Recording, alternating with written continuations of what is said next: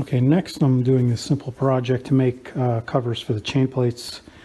And I've taken a piece of scrap fiberglass that I cut out of the galley, and I'm fashioning these. I'm going to put a hole on each end, just so I can use butyl tape rather than any kind of caulk, silicone, or polysulfide.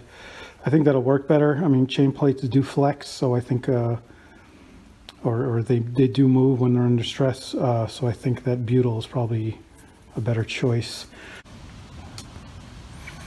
I now have all 6 of the covers fabricated and just countersunk some stainless screws. And the way this will go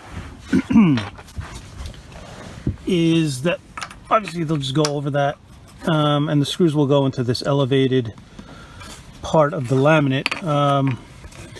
But even if it was longer than that, I mean, the core is protected around the chain plate by a couple inches at least, so no issues with leakage there. Probably would have liked to have through bolted them to really tighten them down to press the butyl, but the outboard part of the chain plate, it's kind of curved, so that might be a little difficult to do. Also, to complicate this simple task, these two are placed very close to this elevated part, so had to make ones that were a bit offset. I still think there's enough room here for it to get enough pressure on the butyl tape. And here they are dry fitted. I've cleaned and polished up the chain plates, cleaned out the opening with some mineral spirits, get out as much of the silicone as possible. And ultimately what I did was add extra screws to make it 4 per chain plate cover on the starboard side. Also, except for these two where the cover is very close to the edge of the raised part, so I was only able to add 1 extra one for a total of 3 on these two. So I've tested these out with hose. They seem to be okay. On 2 of them I suspect I wasn't getting a very good seal, just because of the nature of the way they were screwed in. So this one is an example. I ended up using 4200, took out the butyl, but this is much better than it was because of the compression of the cover.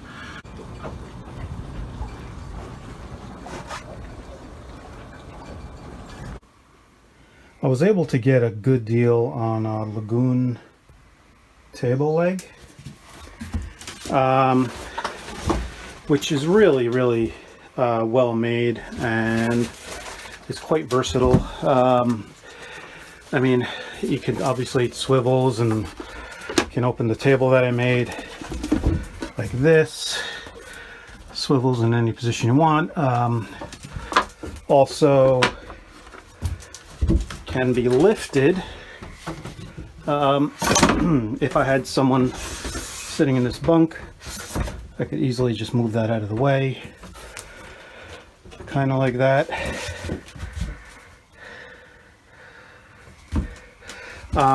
I didn't, so it actually came with a second mount. First one is there. I got the second one, plan to put it in the cockpit at some point. But in mounting this one, I had ran into a couple issues, mainly due to the other water tank that I have stored in there. There was very little room behind here, so I ended up not using the wood backing plate and use some large fender washers. And the other thing I like about it is that it comes apart, stores in this little storage bag that I had made for the table, and I could just store it right up here. It actually slips into where the cushion goes and gets held in place by this little strap that I mounted in there. So that works out really nice. And now with the cushions in, you get a better visual of how that's being held in place. Also on the other side, I made a similar cover or pouch, whatever, for the washboards, keep them from flying around every time I'm heeled over. Okay, so the floorboards. So I actually sanded these down and varnished them when I did the galley rebuild, and they look okay. They don't look great, but that's not really the issue. I mean, yeah, they are kind of rough looking. This particular big one, the bigger one, someone had routed out part of the bottom, I guess, to drop it a little bit, so they had maybe a 1/4 inch extra headroom, which doesn't make a difference. Problem is when you step on it, it flexes, so kind of weak. So what I did was bought some teak and holly plywood. It's one-sided. This stuff is pretty expensive either way, and voila. So I put several coats of varnish after cutting these to size, and they do look good. But the best part is I was able to get some of these latches. So just lift that and it kind of picks it up. There's a little piece of wood kind of holding it on one end. Also finished one end with some solid teak. But that holds really nice. Won't go flying in a knockdown. And of course it actually feels much more solid than that flimsy piece that was on there. In addition to looking great. And to make my life a lot easier, I installed these through the deck electrical connectors made by Sea-Dog. So if you look closely, this one has 4 pins, 3 pins, 2 pins, 3 pins, and those are for the wires going up the mast to the various lighting. This of course is the VHF cable, and I would have preferred to have this connection inside the boat, but this is a bit more practical, at least for now. This is going through a cable clamp, and this is the original ones that I had on here that I replaced. This one I've kept for the radar dome wiring, and I have another terminal block literally right under this to make life easier.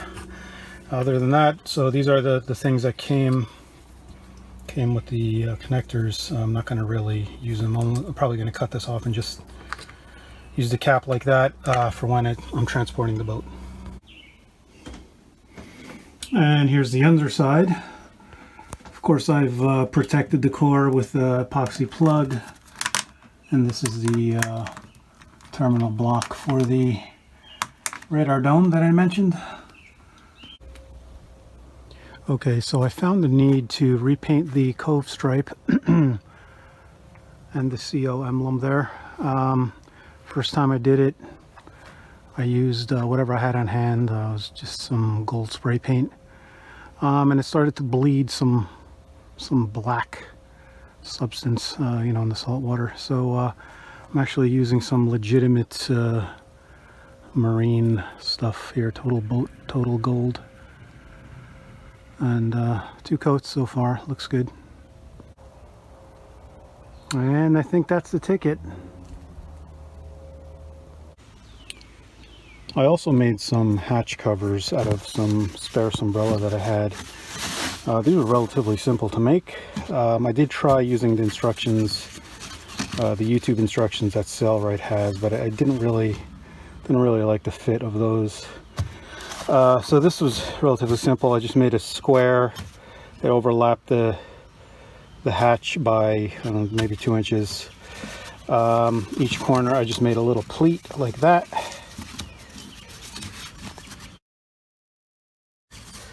Each of the corners, and then I just you know, just did a folded it over for a place for a rope.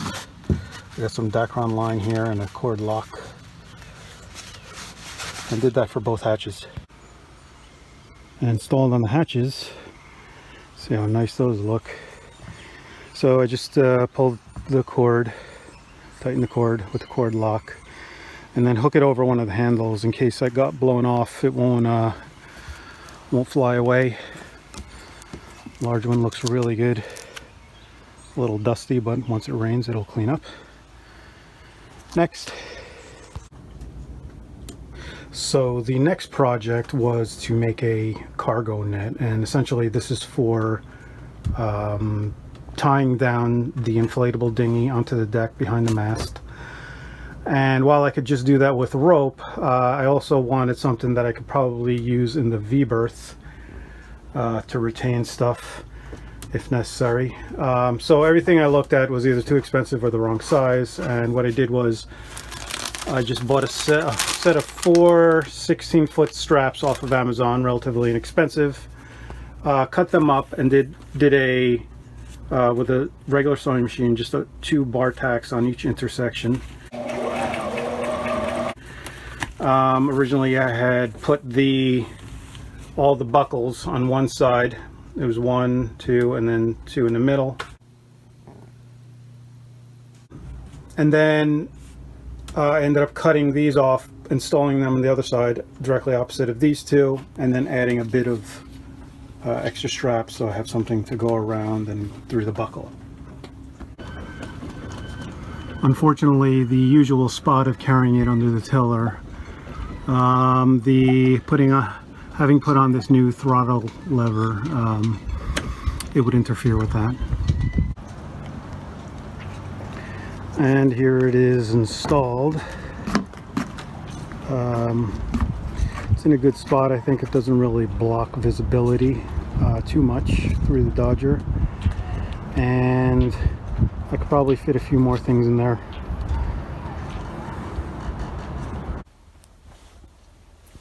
The next project is concerning this engine panel for the Yanmar engine. And what I wanted to do here is address all of the wiring that's kind of hanging out in the back. During the last season, I actually had put something in there that was made of metal, and I got a bunch of sparks. So there were some exposed contacts, which I've since covered with liquid electrical tape. But originally I was planning to do just a box, but instead I'm going to do this. I put together this 3-sided cover made of 1/2-inch marine plywood that I just screwed together, and kind of just screw it in there. I made some holes for some pocket screws, and maybe I'll paint it with some bilge paint. And that should do it. Got good coverage. Next. Okay, so tethering myself to the boat. This is my old harness. It's about probably 25 years old. There's a very old tether there. It's maybe 24 to 30 inches. There's two of them. So I've upgraded to a automatic PFD. It's actually not new. It's probably about 5 years old. But I did get a new tether. One side is about 6 feet. One is about 3 feet, and they have these things that can't come out accidentally. You have to actually squeeze this to release it. So for the jack line, I had this 30-foot jack line from West Marine, which is obviously too big for this boat, so I cut it in half. On either side, I attached it to a cleat, one of the original winch cleats. There's the starboard side, and it runs up front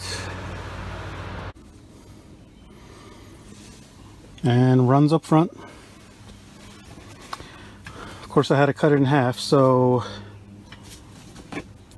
made some loops with some bar tacks both sides. Originally I was planning to attach it to these folding pad eyes, but instead these are just going to act as fair leads. I'm going to be running the line through there, the jack line, just to keep this from moving over here, interfering with the hatch, or getting over it and not being able to open the hatch. And then I took some 1/4 inch or so Dyneema line and did a lashing. This is a pretty common technique. Also, for tethering in the cockpit, I have this very heavy duty folding pad eye made by Whisker. I'm going to have a pretty beefy backing plate there. It's a 1/2 inch G10 with a little teak fascia board. And maybe what I'll do is put another one over there and just make a small jack line in between. Although that is long enough. I mean, my tether is long enough to reach the rudder when it's on the 6-foot tether. And as a bit of an update, what I've decided to do is to take this folding pad eye, put it up front to where the Dyneema lashing holds the jack line. Rather than attaching it to the cleat, I can put this there and it'll fold down, be out of the way. To replace it with this fixed diamond type, one here and one here, and I'll put a strap or a jack line between them for safety in the cockpit. My next project, I believe, should be a simple one, and that is to put in a little power outlet here on the outside bulkhead. There actually was something here at one point that I took out, and then I just epoxied over and put a little paint on there. You can obviously see it. So I got this cheap one off of Amazon. It was less than 10 bucks. It's supposed to be for marine use. It is non-metallic, at least the body is. The electrodes in there, or the contacts in there, I believe they're tinned. The wire, I doubt it's tinned, but I'll use it for now. The screws, I gotta replace those. They'll just rust. I'll probably just use some dielectric grease to coat some of the metallic parts to ward off corrosion for a little bit. Okay, put a hole in with the hole saw and just dry fitting this. Oh, that looks good, I think, like that. There's also a backing plate here. Maybe I won't even use that. I don't know, I'll just seal this up. And now I've wired it up directly into the panels, which are right behind it. And even use this, I'm planning to use this for USB. Well, that's lit up, so I'm getting power. Call that done. And I felt the need to put in some night lighting, so what I did was get some LED strips. They're adhesive. Didn't think the adhesive would hold, but it's been about 6 months and here they are, still holding. So I got it on both sides of those, right under the retaining boards, just stuck right into the bottom there. And the wire just runs through the engine compartment and to the panel, and I just wired it to the switch here that says compass light, since I no longer have a compass, the pedestal compass in the boat.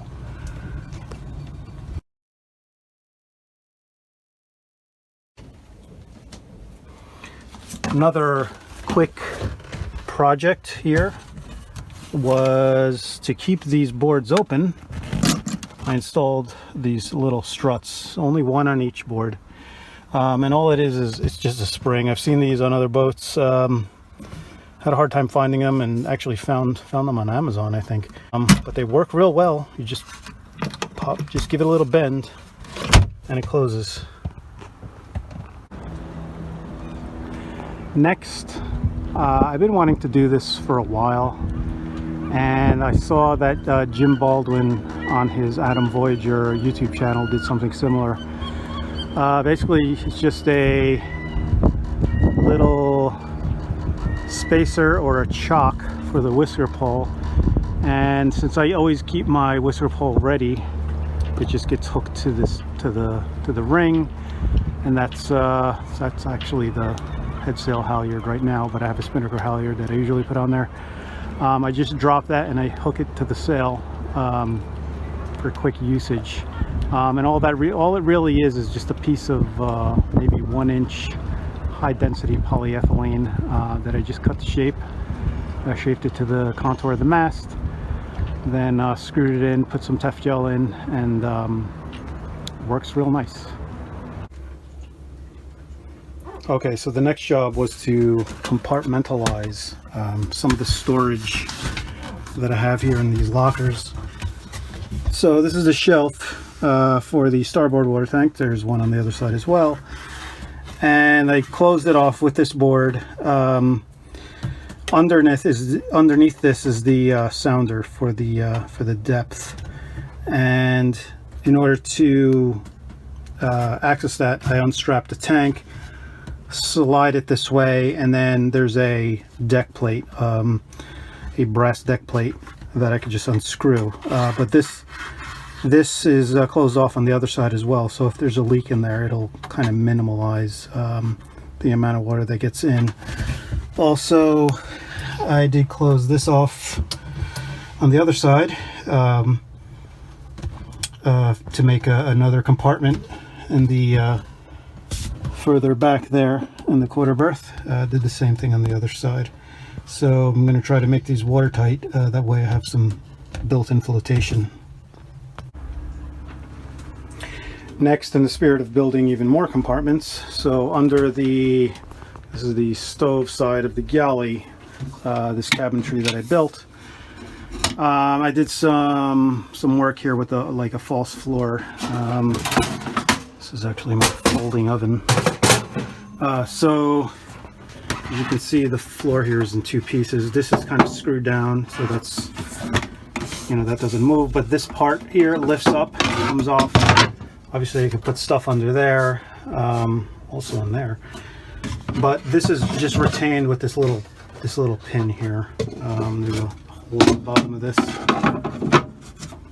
and that works out real well.